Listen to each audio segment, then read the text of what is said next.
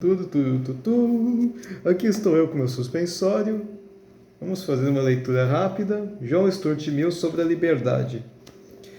John Stuart Mill ele costuma muito falar do utilitarismo, né? Falar o valor da liberdade, né? A gente quer ser livre, né? Mas a gente tem sempre um conflito com a sociedade quanto a isso, né? Eu estava lendo, fazendo umas anotações, eu até fiz um esquema mental para tentar ajudar nas ideias, né? Ainda assim ficou com muito texto. Acho que esse aqui foi o esquema mental que mais tem texto, né? Olha, em primeiro lugar, a imprensa tem que ser livre, né? Por quê? Porque é graças a ela que a gente pode concordar ou discordar de algo.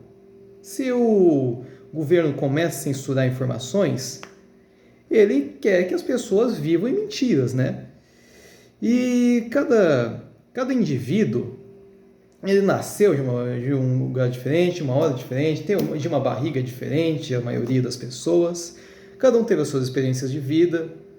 E mesmo gêmeos que viveram por aí grudados, né? Cada um tem a sua cabeça, cada um pensou uma coisa, né?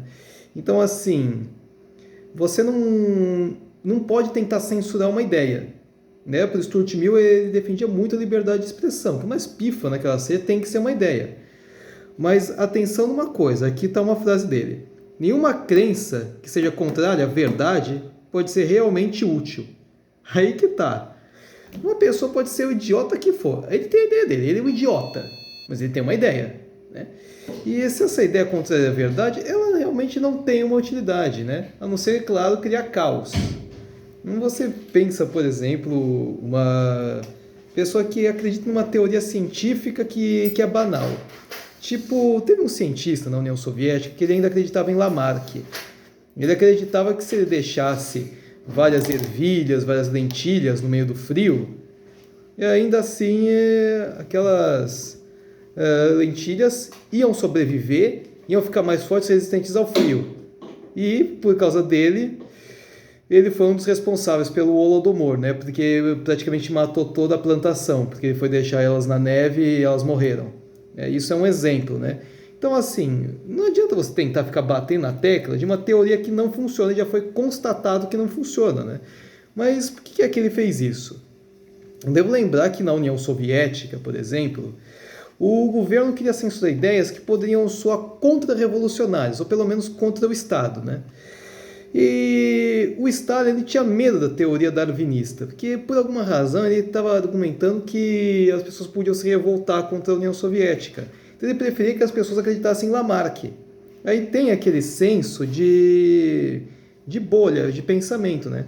Isso é um outro problema que o Stuart Mill ele acaba questionando. Tá? Eu gostei de constar que não existia União Soviética quando o livro foi escrito, né? Mas ainda assim a gente precisa dar uns exemplos do que a gente está falando, né? E esse exemplo da União Soviética serve perfeitamente do que ele está falando. Olha, você pensa, por exemplo, naquelas universidades federais. Quem é de direita é reprimido lá. Você vê aqueles manifestantes do Livres, do Novo, do MBL, aparecendo lá na universidade, quer tentar conversar com alguém, dialogar com alguém. Não, eles veem um pensamento que é diferente do deles e eles ficam assustados. E eles vão contra, eles querem botar para fora a pessoa. E em grupo, eles têm mais coragem para fazer isso. Aí está aqui uma frase do Stuart. Quem faz alguma coisa por ser esse o costume, não faz escolha. Se todo mundo está pensando assim, se todo mundo vai assim, então eu vou assim. Ele perde a individualidade dele. Logo, na verdade, ele não está fazendo escolha nenhuma. Os outros estão fazendo a escolha por ele. Porque é um efeito manada quase, né? E vamos jogar aqui uma frase bem forte dele. Pode ser até um pouco confusa, por isso eu preciso tentar explicar ela. O povo que exerce o poder nem sempre é o mesmo que o... Peraí, é confuso, peraí. O povo que exerce o poder nem sempre é o mesmo que o povo sobre o qual ele é exercido. E é dito... E o dito governo autônomo não é o governo que cada um exerce sobre si, mas o que todos os outros exercem sobre cada um. É confusa essa frase, né? Eu acho que ele teve um pouco de dificuldade para expressar o que ele estava dizendo, né? Eu precisei de ajuda para interpretar isso aqui. O que ele quer dizer com isso? A gente vê aqui um conflito entre o povo e o Estado. A democracia não garante liberdade individual. Se todo mundo aqui votar para expulsar alguém por credo, cor de pele, sexualidade ou coisa parecida, ainda é democracia? O Stuart Mill dizia: a liberdade do indivíduo vai até o momento que fere a liberdade do outro. Então, assim, se eu, por exemplo, sou muçulmano, eu não como carne de porco, isso é um direito meu não comer carne de porco. Mas eu vou querer bater nos outros que não gostam de carne de porco? Aí complica as coisas. Mas e se a maioria do local for islâmico? E o único cara que não é muçulmano entra no local comendo um bacon. Aí o povo provavelmente vai reprimir ele e enojar ele. Vai querer expulsar ele de lá. E onde entra o Estado nisso? Será que ele está desrespeitando eles? Ou eles quem estão desrespeitando ele? É um conflito. Mas e se eu simplesmente acho que islamismo é uma religião chata? Mas eu vou e falo isso. E aí tem a maioria das pessoas na sala que eu falei isso, tá pouco se fudendo. Mas tem um muçulmano ali, ou um cara que nem é muçulmano, mas quis complicar. Ele vai e quer me abrir um processo acusando de xilofobia, islamofobia ou coisa parecida. Ou até me bater. Então, sabe por que ele pensou isso? Porque ele tá complicando as coisas, ele quer tentar se sentir num coletivo que talvez nem esteja lá, mas ele quer se sentir parte de algo. Se aqueles caras reprimiriam isso, eu devo reprimir também, porque eu quero ser igual. Ele está fazendo algo pensando que os outros vão fazer. Ou pensar. Será que eles aprovariam? E se mesmo se os caras soubessem que você fez isso depois, assim como a maioria do povo naquela sala, pouco estivesse se fudendo. E isso é um problema que as pessoas têm quando elas não têm individualismo. Entendeu? Quando você faz parte de uma massa, de um grupo, você teme represálias do mesmo. Você não pode fazer amizade com aquela pessoa, você não pode conversar com aquela pessoa, você tem que acreditar numa mentira, porque se você não acreditar ou você divulgar que isso na verdade é mentira, pode nos prejudicar. E isso é um problema sério que praticamente todo coletivo tem, seja na política, seja na religião. Elas tendem a reprimir coisas. Elas não têm individualismo. Logo, elas vão aos poucos perdendo a sua individualidade, a individualidade que nasceu com elas. Duas pessoas podem ser de esquerda, duas pessoas podem ser de direita, duas pessoas podem ser cristãs, duas muçulmanas. Mas essas duas, elas nunca vão pensar 100% igual ao seu semelhante. Mas talvez ela se preocupe com o que essa segunda ou até uma terceira vai pensar. Entendeu qual que é a lógica? Aí, então a gente entra aqui num problema. Cada indivíduo, em teoria, manda na própria vida, mas a sociedade sempre dessas decisões, né? Assim, se eu quero andar pelado na rua, vida minha, eu faço o que eu quero. E se ninguém vê? Se ninguém vê, aí tudo bem. Mas se um viu e ele não se preocupou, talvez ele comente mal com alguém, mas ele não fez nada. E se alguém chama a polícia? E até o momento que a polícia chega, eu já pus minhas roupas e não tem mais prova contra mim, porque ninguém filmou. Eu pareceria uma pessoa bem irritante se eu metesse uma dessa. Mas isso é um exemplo, né? Cara, eu sei que não tem nada a ver, mas, mano, isso me lembrou até agora uma frase do Sartre, que diz que o inferno são os outros. O Sartre dizia que as pessoas estão condenadas a ser livres, né? Ele tem um pensamento bem diferente do Stuart Mill, mas acabou me lembrando uma frase dele. O inferno são os outros. A moral de um indivíduo vem até antes da sua religião, pois ela apenas o complementa. Quer uma prova disso? Você muda de religião porque a religião tem alguma coisa que não te agrada. Ou você começa a inventar gambiarras mentais na religião para justificar o que você pensa. E é assim que, por exemplo, nasceram variações de cristianismo. São Pedro estava decepcionado com os judeus, aí criou a Igreja Católica. Sei lá quem estava decepcionado com ele e criou a Ortodoxa, que criaram a Copta.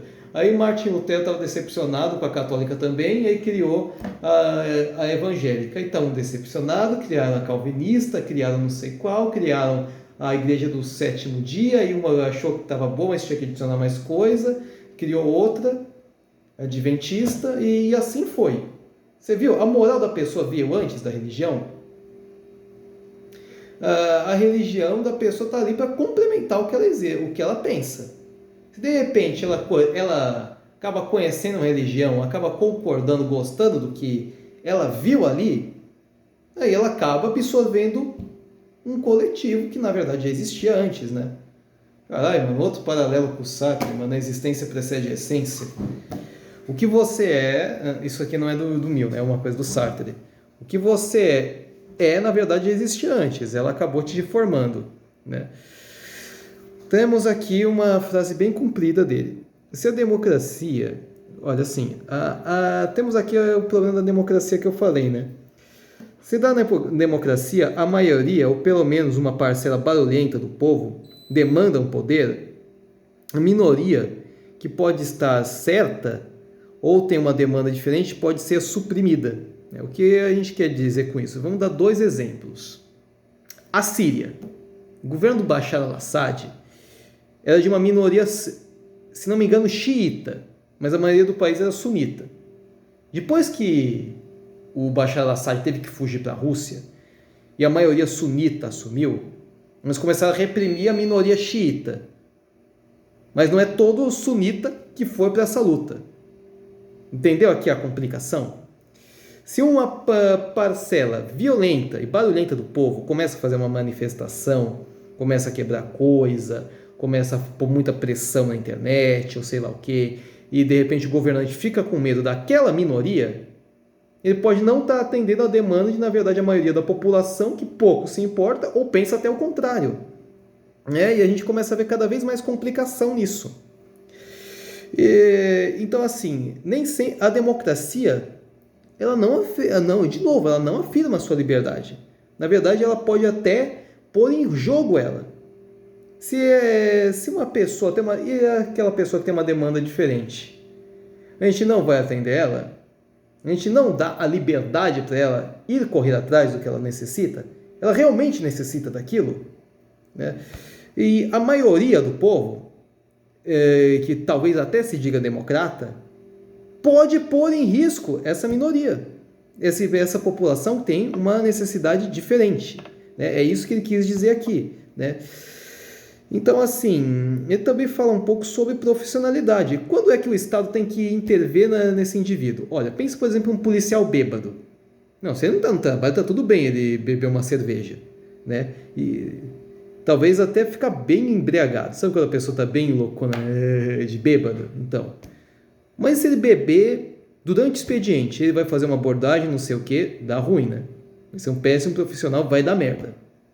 Mas se ele não bebeu no expediente dele, ele, em vez disso, pensei que a gente tinha me chamado, ele, em vez disso, bebeu antes de começar o turno, mas chegou no expediente dele bêbado.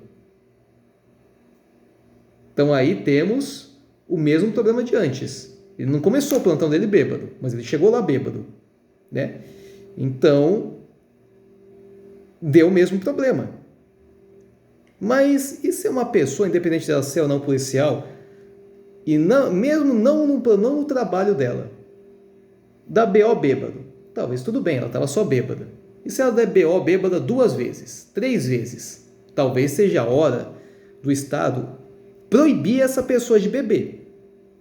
Agora, não vá achando que o vendedor é sempre o responsável pelo problema, né? Ele dá um exemplo aqui de cafetões e donos de cassinos. Cara, cassino é uma bosta. A probabilidade de você ganhar mais é sempre menor, porque eles precisam de lucro. Logo, se uma pessoa aposta R$5 e de repente ela ganhou R$1, ela pensa, nossa, quase ganhei. Ela joga mais R$5. Ela não ganha nada. Não, mas eu posso ganhar. Ela joga mais R$5. Ela ganhou 3. Nossa, eu quase consegui. Vou jogar mais R$5. Ela está só perdendo. Aí ela vai e ela ganha R$6. Eu consegui lucro. Você percebeu que a probabilidade de ela conseguir R$100 é o mínimo do mínimo? Olha, se as pessoas não frequentassem cassinos, aquele cara não investiria nisso. Mas ele viu que a pessoa é besta e ele investiu no cassino. Então, na visão do Stuart Mill, pior do dono do cassino é o próprio apostador, porque é uma escolha dele ir ali.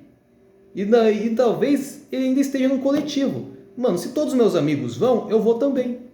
E por que ele deu o exemplo do cafetão? Mano, você vai pagar R$ 250 para comer uma puta? O dinheiro é teu, você faz o que você quiser. Você podia investir numa coisa mais útil, para ter, sei lá, meia hora com uma puta. Por que você não vai achar uma namorada de verdade que você pode ficar a noite toda com ela? Né? Ah, para não ter responsabilidade? Olha, a vida é tua. Mas aí a pessoa vai e consegue dinheiro através de prostituição. É certo, é errado? Vai sempre de cada indivíduo dizer que é ou não é. E quando esses indivíduos se juntam, começam a fazer um coletivo para, por exemplo, proibir prostituição, eles vão pôr em jogo a garota de programa, porque ela vive disso. Na verdade, nem sempre ela vive disso. Às vezes é um bico que ela faz. Né? Você vai atrapalhar o bico dela? Se você proibir, por exemplo, uma garota de programa de se oferecer na rua. Tipo, tem aquelas lá que aparecem em carro e se oferecem, né? Tipo, ela tá lá embaixo da ponte, ela já aparece com o peitão para fora, né? E você vai proibir isso? Você vai ferir a individualidade dela? Porque ela tem a escolha de simplesmente não fazer isso se ela não quiser. Ela não é obrigada a nada. Ninguém nasceu obrigado a nada. Mas a pessoa faz as suas escolhas dela na vida. Por que ela está se prostituindo? É porque ela gosta? É porque ela não viu outra solução? Né? Aí a gente começa a ver esse tipo de complicação. Né? Agora, você pensa, por exemplo, um vendedor de drogas. Meu irmão, aquela quadrilha lá no Nicarágua, MS-13, eles... Se você não quiser participar, eles te matam. É complicado, hein? E assim, você vende droga porque você quis. Vai dizer que a pessoa não tinha oportunidade mais na vida? Não, é porque ela quis. Ela podia passar fome, né? Agora, a maior parte dos vendedores de droga podia ter sim muita coisa melhor para fazer da vida. Ele não teve oportunidade, um relógio quebrado a certa hora 2 vezes por dia. Ainda assim, tem outras 23 horas e 58 minutos que que ele está errado, né? Então, assim, se você vende droga, você prejudica a pessoa que compra. A pessoa está se viciando, você está destruindo a sociedade em troco do quê? De um lucro pequeno e arriscar a sua própria vida? O traficante não está só em apuros por causa da polícia, mas por causa dos próprios traficantes que estão no coletivo dele e podem matar ele a qualquer momento. Entendeu qual que é a complicação? Então, nunca vale a pena você vender droga. Mas eu vivo naquela bolha, eu vivo naquela favela, saia de lá. Tem que ter uma maneira, entende? Claro que o Stuart Mill não está dando esse exemplo das favelas, né? Mas eu estou exemplificando com base no que ele falou, tá bom? Tem alguma coisa aqui que eu não falei?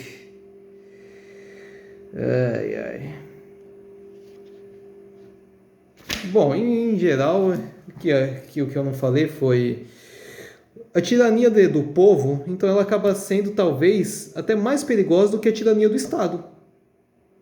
Porque o Estado é burocrático. Se você legaliza a pena de morte não é assim, você mata a pessoa. O cara tem direito a um advogado de defesa, tem provas, tem o aval de juiz, tem uma segunda instância.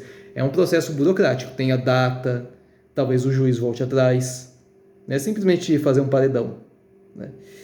Mas você ser linchado pela quadrilha é diferente de você ser condenado à morte pelo Estado. Entende qual é a diferença? Porque não é um processo burocrático ou justo. Na verdade, nem o próprio Estado é justo, às vezes. Lembra, escravidão e holocausto estavam na Constituição. Né? E é por isso que muita gente diz que não culpa só o Estado, o povo é seu reflexo. Né? Por último aqui, tem uma coisa que está bem desconexa com o resto que ele falou, né? Que assim, tinha que descentralizar a educação. Olha, eu vou dar um exemplo de educação chinesa. Dizem, né, eu não sei se é verdade, que na China tem muita cultura, mas não se ensina nada sobre elas. E até hoje tem gente que está acendendo velhinha para o Mao Tse Tung. Se você descentralizar a educação? Por exemplo, o povo de São Paulo saber mais sobre o seu próprio estado.